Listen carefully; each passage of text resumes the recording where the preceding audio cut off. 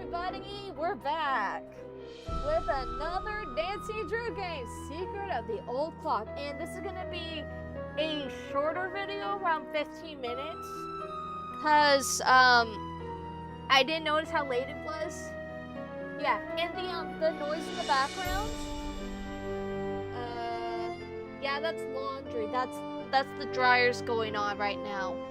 So, yeah, enjoy the game while there's laundry drying, okay? Let's go. New game. Welcome to my latest case, The Secret of the Old Clock. To start, choose Junior or Senior Detective. If you're new to adventure games or need some help, click on Tutorials. Okay, the last time I selected Senior in this particular game, I cried out of frustration during the golf minigame. So, we're picking Junior this time because, seriously. 3, 2, 1. The year, 1930. The place, the road to Titusville, where we find Nancy Drew behind the wheel of her blue roadster, pondering this question. Why did Emily Crandall, a girl whom Nancy knows only through their mutual friend Helen Corning, ask Nancy to drive all the way out to the Lilac Inn to see her? Does it have something to do with the fact that Emily's mother died barely a month earlier, leaving Emily to run the restaurant with only her guardian to help her? And more important, why, when she called, did Emily sound so desperate? Very good question. The spunky teenager turns off the main road, blissfully unaware that Emily isn't all that awaits her at the end of the driveway. No, Nancy Drew is about to get her first taste of the mystery, intrigue, and adventure that are to become her destiny. Another thing, why is the sound so loud? Hold on. It's still loud. Hello. Well, hello. I'll bet my bloomers you're Nancy Drew. No, I'm Shaquille O'Neal. Of course I'm Nancy Drew. That's right. Are you Emily's guardian? You got it. I'm Jane Willoughby. I'm Emily's guardian, but only for the next 3 months until she turns 18. Then she's on her own. It smells like someone's been baking pies. Pies are the Lilac Inn specialty. We get Yum, orders yum, from yum, all yum. over. Oh, that reminds me, your father called. You're supposed to call him. You can use the coin phone on the porch. Emily didn't say anything about you coming until just this morning. Huh, okay. Well, to be honest, my friends sometimes drop in unannounced. Yeah, these are best friends that I've known for years, so it's pretty normal. And they do give us a 5 minutes heads up or something. It's like, hey, we're in the neighborhood, we're gonna drop by, that, sort of that. But in Jane's defense, in this particular case, she and Nancy don't really know each other. Okay. I'm not gonna reveal who the killer is. Sorry, not killer. This game doesn't have murder in it. Okay. I'm sorry. In all of the Nancy Drew games, there's only 2 games that have murder in it. This is not one of them. This has, yeah, no, I'm not gonna spoil it. Okay. She didn't? She didn't? Don't get me wrong, she can invite anybody here she wants. It's just that she's gotten so darn forgetful lately. Yeah, maybe she's thinking about her mom. Did you ever think of that? And for somebody who's supposed to be looking after her guardian, you seem really, really keen on just booking it as soon as she turns 18. Because a person that you would trust, because, this is Jane Willoughby. You know that, right? Jane Willoughby. Okay, I'll just finish on a rant, after this. Maybe she's just, still thinking about her mom. She misses her mom, that's for sure. So do I. Gloria and me, we were best friends, you know? The 2 of us ran this swell little dress shop over in Capital City. But then she got hitched and I didn't. And the next thing I know, she's writing me saying it would sure take a load off her mind if I could take care of her little girl should something ever happen to her.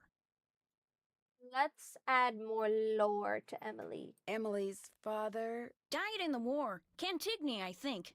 Anyway, I couldn't say no. I mean, what are best friends for? I just wish I knew how to help Emily. So I'm sorry if my breathing is kind of loud. My nose is really stuffy. You make it sound like she's in some kind of trouble. She's been acting so... Look, go talk to her. She probably just needs to spend some time with a bear cat like you instead of some dumb Dora like me. Go on up, she's in her room. Just make like a Boy Scout and be prepared. Yeah, make like a Boy Scout and be prepared. Okay, let's think of Emily Crandall first. Okay, and by the way, if my best friend died leaving me with their child to look after, I would not just be waiting around until they're 18. I would be staying on after they turn 18 because I want to make sure they're properly taken care of. That is something a best friend would do. Just saying. If my best friend is actually watching this right now, if this kind of situation happens, know that I would always be there for them, okay? I would always be there for them. Anyway, let's talk to, I forgot her name already. Wow. Okay. Nancy, hi. Welcome to the Lilac Inn. Oh, and before I forget, thank you for that nice note you sent me when Mom died. It meant a lot to me. Hey, look right here. They have something in common. Well, I lost my mom too, years ago. I kind of know how you feel. You and I may not be best Bonding. friends or anything. They're trauma but you're still bonding. one of the nicest So people I know. amazing. You obviously need to get out more. Just take the Well, compliment. thank you. That's Take why the I'm hoping you'll compliment. do me a favor. A big favor. You and your dad. What kind of favor? What kind of favor? Shh! Oh, that was so. What's wrong? I thought I heard something. That Your was father so has a safe, loud. right? Ow. That. Ow. That hurt. Okay. Rest in peace, headphone users or earbud users. Yeah, my ears are gone now. This is 1930. Lots of people have safes. See this jewelry? I'd like you to take it home with you and put it in your father's safe. It's beautiful. It was my mother's. The few times I saw her wear it, she looked just like a movie star. I was hiding it here in my room, but all things considered, I'd feel a lot better if you would just take it home and have your father lock it up in his safe. What about your guardian? Can't she take care of it? Oh, I don't want her to know I'm doing this, so don't tell her, all right? See, strange things have been going on around here. That's all I can say. I know it sounds loony, and Jane probably told you that I've been acting loony, but please do this for me. That wasn't as loud What as was the that? shushing. Emily, come downstairs, quick! The kitchen's on fire! Come on, we better get out of here. That's Liz. The kitchen's on fire. That's the calmest. Oh, the kitchen's on fire. Nah, you should be yelling that to the. This is horrible, Why? just horrible. Why are there some sections? The fire chief says where the it's stove just was louder completely than destroyed everything and there's else? smoke damage everywhere. The inn Why? will have to shut down for months. It's maybe so even for good. loud. Don't interrupt me.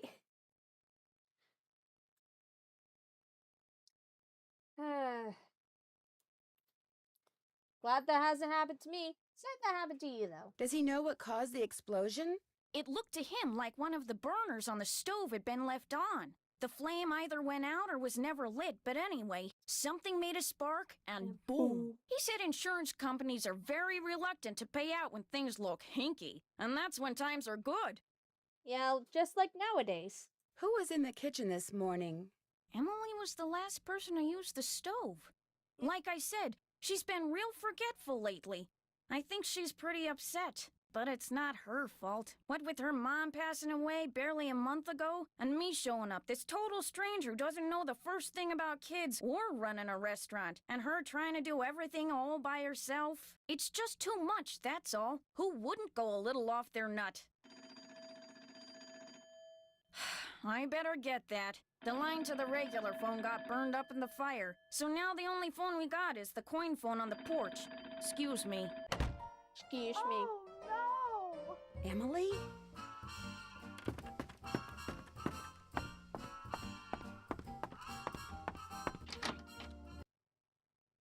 My mother's jewelry! It's gone! Someone must have stolen it while we were all downstairs.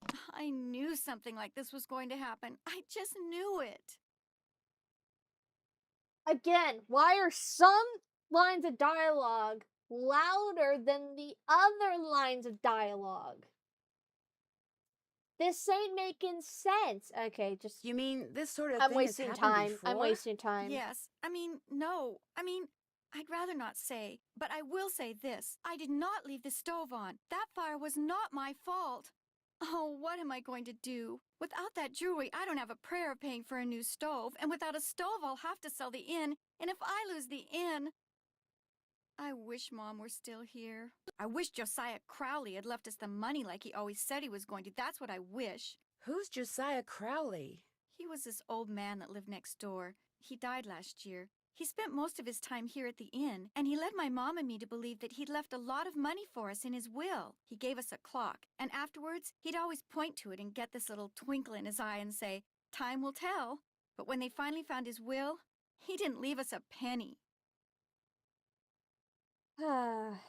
Maybe he didn't leave you anything because he didn't have anything. Oh, he didn't act like it, but he was rich. His estate was worth almost $250,000. Everything went to Dang. Richard Topham. He's this man who claims to be able to help people develop their paranormal powers. Yeah. Sure. How did Josiah Crowley know him? Josiah was kind of a screwball. One time he showed up at my birthday party dressed as my great-aunt Harriet. I didn't know it was really him until 2 days later. Anyway, he had all these weird hobbies, and he always thought it would be really keen to read minds. Josiah invited Richard Topham to move in so Topham could help him develop his paranormal powers right there in his house. Josiah was a sweet old man, and I do miss him. And he was free to give his money to whomever he wanted. But to get our hopes up like that, and then leave us nothing, it just wasn't like him. Was your mother's jewelry insured? Gosh, I forgot about that. I don't know. Jim Archer, I bet he'd know. He's our banker. I guess I should go talk to him. You don't sound very happy about it. I'm just so bad at business things. And Jane, my guardian, she tries hard, but she's no good at it either. Maybe you could go talk to him. Please? It would be such a big help. I mean, in her defense, the reason why her mom died about a month ago.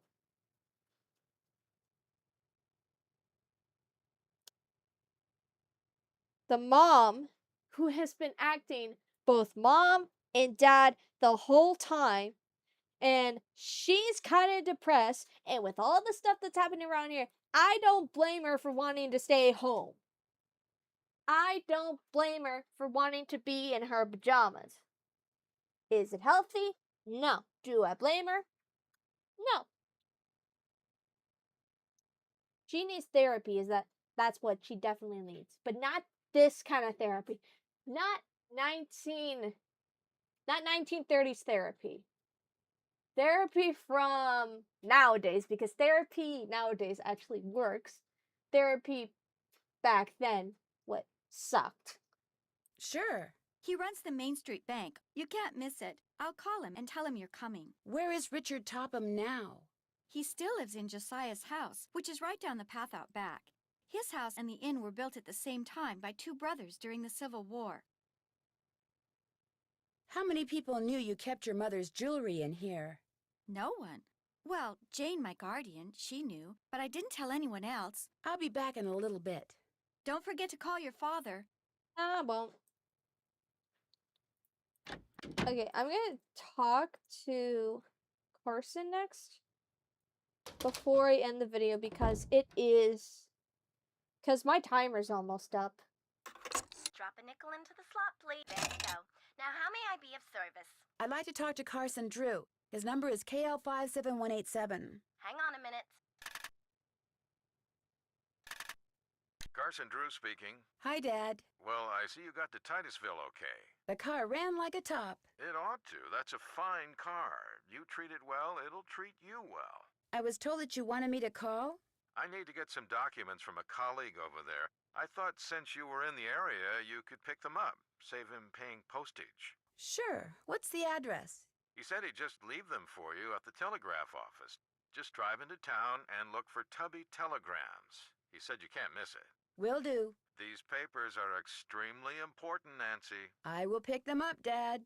Good. Remember, watch your gas gauge and get gas when you're low so you don't run out. And try to avoid potholes. The more you hit, the likely it is you'll wind up with a flat. Yes, Dad. And if you do get a flat, take it off and put on your spare, and then head straight to a gas station and get it fixed. Yes, Dad. All right, lecture over. Have you found out why Miss Crandall asked you to visit? See, this is what a good dad is. He makes sure that his daughter knows what to do in case her car breaks down. This is what a good dad should do. I'd rather not go into it right now. All right, but in the meantime... I know. Pick up those documents. That's my girl. Goodbye, Dad. See you tonight. Yeah. That's basically it, guys. Yeah. Have to stop it because my timer was about to go off right in the middle of that conversation. I was like, oh shoot, I gotta get to bed. Well, let me continue again because this is really loud. I'm gonna see next time if I can lower the volume so it's not deafeningly loud. Yeah, because, you know, blind wouldn't work with sound. Okay, anyway, next video in this series will be longer, I promise. It's gonna be longer, I'm sorry. But this is part 1. I hope you guys enjoyed, and I'll see you next time.